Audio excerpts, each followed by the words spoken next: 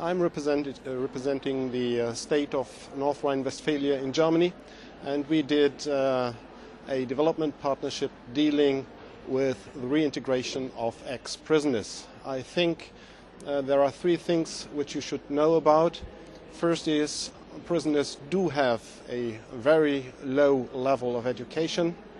The second is this limits or restricts their access to the labor market, and the third point is unemployment is one of the key elements or key factors concerning recidivism. And we tried to tackle these problems by a threefold strategy. First is a broad catalogue of vocational training programs in prison. Second is placement services in prison to help prisoners to find a job. And the third and final thing is to create aftercare services which help them to keep this job. So that's the story. Well, what have been the solutions or the experiences? First of all, I think we can say it worked, and that's the good news, so to say. Again, 3 points that should be made.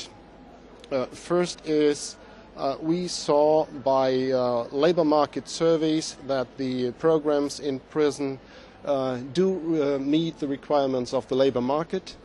Second is that we have had about 6,000 prisoners joining the program, and about 46% of them did find a job after having received these services, and in the first 6 months of 2008 it has been about 60%. That's a great success. Third and final point, the aftercare services helped people to stabilize this job, but we learned that prisons can't do this by their own means. They need some kind of cooperation from other services, probation and other kinds of services. And well, that's where Equal comes into the game. They helped us to structure these relationships. So let me conclude. And let me say what are the recommendations with regard to the Commission. First of all, we have to thank them to give us the opportunity to try to find these solutions, not only to the Commission but also to the Federal Ministry of Labour and Social Affairs in Germany.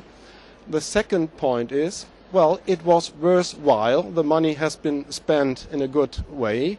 And the last and final point is, having said this, you should keep ex-prisoners within the focus of European programs during the next years as well. It doesn't help them alone, it helps society as well.